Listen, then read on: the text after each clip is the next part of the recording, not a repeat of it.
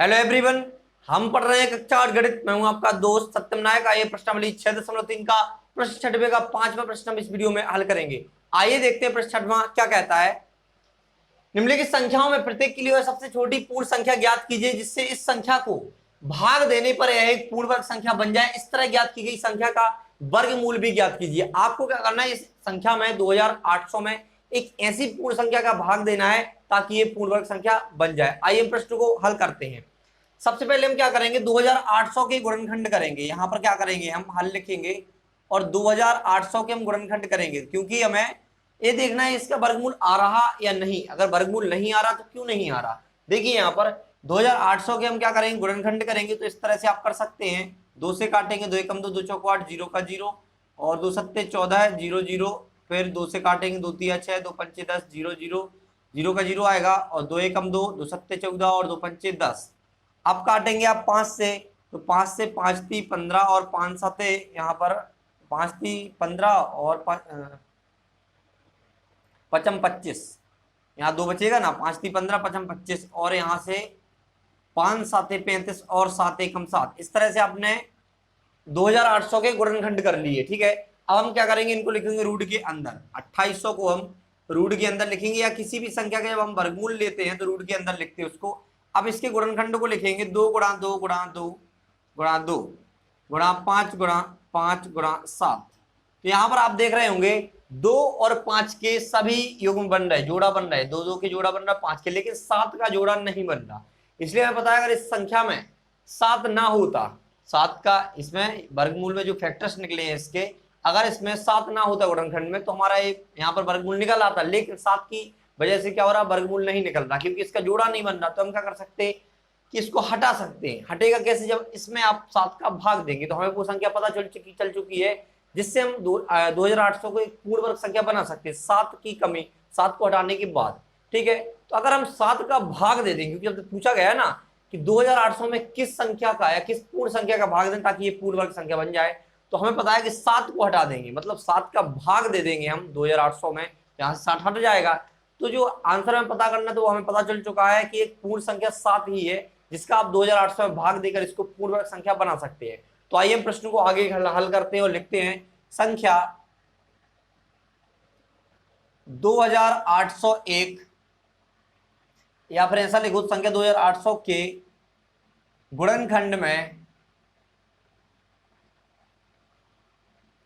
7 का युग्म नहीं बन रहा, 7 का युग्म नहीं बन रहा है, नहीं बन रहा है। देखो यहां पर 7 का युग्म नहीं बन रहा, बाकी 2 का बन रहा जोड़ा, 2 का बन रहा, 5 का बन रहा, लेकिन 7 का युग्म नहीं बन रहा। तो यहां पर लिखेंगे अतः 2801 पूर्ण वर्ग संख्या नहीं है। 2800 क्या है, पूर्ण वर्ग संख्या नहीं है। इस तरह से हमने इसको यहां पर लिख लिया। अब हमें क्या करना है, पूर्ण वर्ग संख्या बनानी है, तो हमें 7 को हटाना है। तो हम क्या करेंगे, बोला भी गया कि आपको सबसे छोटी पूर्ण वर्ग संख्या, सॉरी वह सबसे छोटी पूर्ण संख्या ज्ञात कीजिए जिससे आप भाग देकर 2800 को पूर्ण वर्ग संख्या बना सकें। तो वो संख्या 7 ही है। तो यहां पर लिखेंगे संख्या 2800 को पूर्ण वर्ग बनाने के लिए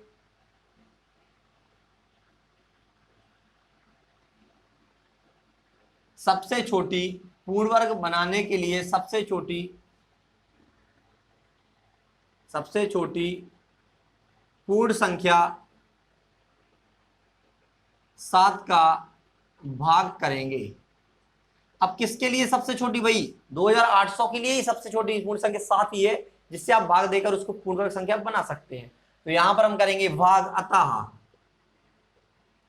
2800 यहां पर लिखेंगे 2800 भाग 7। यहां पर देखिए आप 7 चौक 28, 400 बार जाएगा आपका भाग। तो यहां पर आपको जो नई पूर्ण भाग देने के बाद आपका जो पहला आंसर है वो तो 7 है, क्योंकि यहां पर देखिए, यहां पर क्योंकि वह सबसे छोटी पूर्ण संख्या क्या है, 7 ही। जो आपसे प्रश्न पूछा गया है कि वह सबसे छोटी पूर्ण संख्या ज्ञात कीजिए, तो आपने ज्ञात कर ली 7 है जिसका आप भाग देकर 2800 को पूर्ण वर्ग संख्या बना सकते हैं। तो यहां पर हमने भाग दिया और आपको 400 क्या मिली, एक पूर्ण वर्ग संख्या। तो यहां पर लिखेंगे 401 पूर्ण वर्ग संख्या है, एक पूर्ण वर्ग संख्या है। 400 क्या है? एक पूर्ण वर्ग संख्या। इस तरह से आपने प्रश्न हल कर लिया। अब आपको क्या पता करना है, आपसे बोला गया है कि यह एक पूर्ण वर्ग संख्या बन जाए। बन गई हमारी, 400 मिल गई हमें। इस तरह ज्ञात की गई संख्या का वर्गमूल ज्ञात कीजिए। आपका पहला आंसर 7 आ गया था, लेकिन आपका दूसरा आंसर ये होना चाहिए जो इसकी पूर्ण वर्ग संख्या निकली है उसका वर्गमूल, मतलब 400 निकली है यहाँ पर पूर्ण वर्ग संख्या इस प्रश्न में। तो 400 का आपको वर्गमूल निकालना है। कैसे निकालेंगे भाई? इसका भी हमें गुणनखंड करना पड़ेगा। जब आप 400 का गुणनखंड करेंगे यहाँ पर, तो 2 से काटेंगे आप, 2 दूनी 4, यहाँ 2 से काटो, 2 दूनी 4, 0 का 0, 2 से फिर काटो, 2 एकम 2, 0 का 0, फिर 2 से काटो, 2 पंचे 10, 0 का 0, 2 से काटो, 25 बार कटेगा और 5 25 और 5 एकम 5। इस तरह आपने 400 के गुणनखंड कर लिए। जब आप 400 को वर्गमूल के लिए लिखेंगे रूढ़ के अंदर, तो आपको क्या उनके गुणनखंड भी लिखना पड़ेगा। 2 गुणा 2 गुणा 2 गुणा 2 गुणा 5 गुणा 5। इस तरह से आपने लिख लिए। यहाँ पर देखिए आप, 2 का सभी जो 2 का युग्म बन रहा है, यहाँ 2 का जोड़ा बन रहा है, यहाँ भी 5 का जोड़ा बन रहा। जिनका युग्म या जोड़ा बनता है उनको हम रूट के बाहर ले लेते हैं। तो यहाँ पर हम लिखेंगे 2 का जोड़ा बन रहा है इसको रूट के बाहर, इस 2 का बन रहा है इसको रूट के बाहर, इस 5 का बन रहा है तो इस 5 को रूट के बाहर। अब देखिए 2 दूनी 4 पंचे 20, इनका गुणा करने पर 20 आया, और 20 क्या है आपका? 400 का वर्गमूल निकल के आया। 400 का वर्गमूल क्या निकल के आया? 20। अब 400 क्या है? 400 वह पूर्ण वर्ग संख्या है जो 7 का भाग देने पर 2800 में प्राप्त हुई हमें।